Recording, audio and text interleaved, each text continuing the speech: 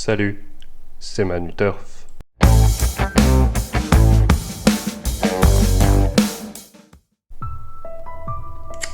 Aïe, comment dire, ça pique, hein. Bonjour à tous tout de même, hein, j'espère que vous allez bien. On se retrouve aujourd'hui pour de nouveaux chevaux, mais avant ça, voyons ce qui s'est passé hier dans le débrief, et c'est pas glorieux. La journée débutait bien pour Mathieu Abrivard hier, qui s'était imposé dans la première course, avait fait deuxième dans la seconde épreuve, mais évidemment, pour notre cheval du jour, eh bien, il ne fait pas l'arrivée. Voilà, on avait choisi Harold Sutton, qui a eu tout de même un bon parcours, comme on l'espérait, avec son mauvais numéro. Voilà, il avait quand même eu un bon parcours. Entrée de ligne droite, il se décale et termine aussi bien qu'il peut, mais bah voilà, la ligne droite à Vichy est assez longue et bah c'était peut-être un peu trop pour lui et il faiblit à la fin et ne peut faire mieux que cinquième. Alors ce n'est pas si mal, hein, mais bah, clairement je pense qu'il faut revoir ce cheval dans des anneaux un petit peu plus courts, enfin avec des lignes droites un peu moins longues, un peu plus tournants, enfin bref. Vous m'avez compris, il ne fait pas l'arrivée, on est déçu et c'est un cheval qu'il faudra peut-être revoir, voilà, dans un parcours un peu plus adapté à ses capacités. Bon, il y a une bonne et une mauvaise nouvelle. On va commencer par la mauvaise, hein, c'est comme ça qu'on fait d'habitude. Notre outsider d'hier, Kismi Dompierre, n'a pas fait l'arrivée et c'était même très mauvais choix. En effet, hein, ça aurait dû nous mettre la puce à l'oreille, mais on voyait clairement que ce n'était pas une course visée, puisque déjà c'était Loïc Le Renard qui était au sulky. D'habitude, il laisse sa place à cette pouliche. On s'était quand même dit, voilà, il peut faire une place. Elle est dans les mêmes configurations que lors de son bon parcours à Enghien, mais bon, je pense que l'entourage va chercher une course sur plus court.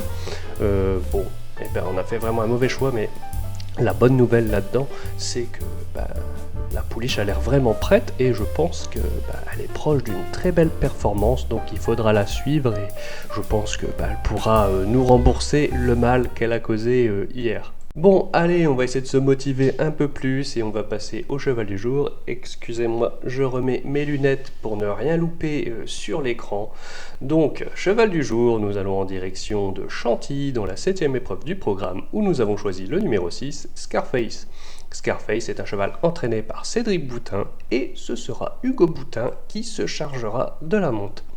Donc, que dire sur Scarface si ce n'est que il est très régulier, hein, voilà, depuis février dernier, c'est bien simple, il n'a jamais fait moins que 4e, donc normalement tout porte à croire qu'il devrait continuer sur cette lancée, et dernièrement il était vraiment pas loin de la gagne, ici même, sur le même parcours, hein. Il s'était fait coiffer de mémoire de justesse par Avril au Manoir, aujourd'hui tout a l'air de lui sourire, hein. Le numéro de corde, il est ok. Le poids, c'est ok, bien engagé. Une opposition dans ses cordes. Je pense honnêtement que s'il n'y a pas de chamboulement ou d'accident pendant le parcours, il devrait faire l'arrivée et voire mieux. En tout cas, c'est ce qu'on va espérer pour bien terminer avant les vacances. Allez, on enchaîne avec l'outsider du jour et nous revenons une course en avant dans la 6e épreuve où nous avons choisi le numéro 3, Alreb. Alreb, c'est un cheval entraîné par Kevin Philippard de Foix et ce sera Aurélien Lemaître qui se chargera de la monte. Honnêtement, c'est un cheval qui nous arrive d'Angleterre et il a déjà couru 3 fois en France lors de sa apparition, il se classait bon deuxième d'une classe 1, certes il n'y avait pas beaucoup de partants, mais c'était quand même pas mal, et là dernièrement, sur le même parcours du jour, même conditions, hein, à réclamer, il avait très bien gagné, donc aujourd'hui, honnêtement, quand on voit son engagement, ses conditions de course, hein, il faut savoir qu'il est à 44,5 de valeur, et l'autre concurrent qui est le plus élevé en valeur, c'est Bakshisare, qui lui est à 41, qui sera je pense le deuxième favori.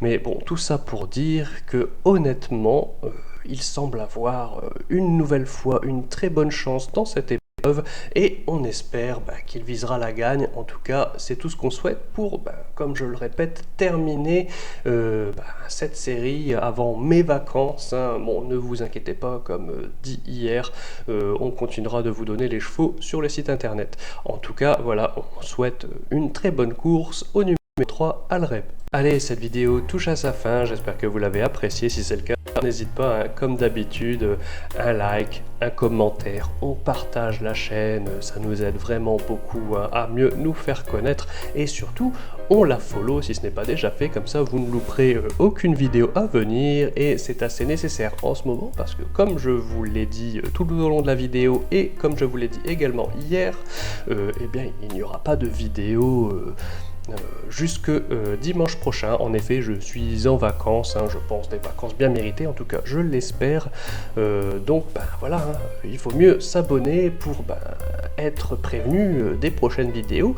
En tout cas, on ne vous oublie pas, puisque pendant mon absence, vous retrouverez les chevaux du jour sur le site internet directement, hein, donc manuturf.com, et ainsi que sur les réseaux sociaux pour relayer l'article.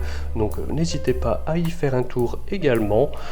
On se retrouve donc lundi, et surtout j'espère que vous passerez une bonne fin de semaine, enfin une bonne moitié de semaine en mon absence, et puis surtout ne faites pas trop les fous, hein, mais aussi surtout n'oubliez pas de rester sage.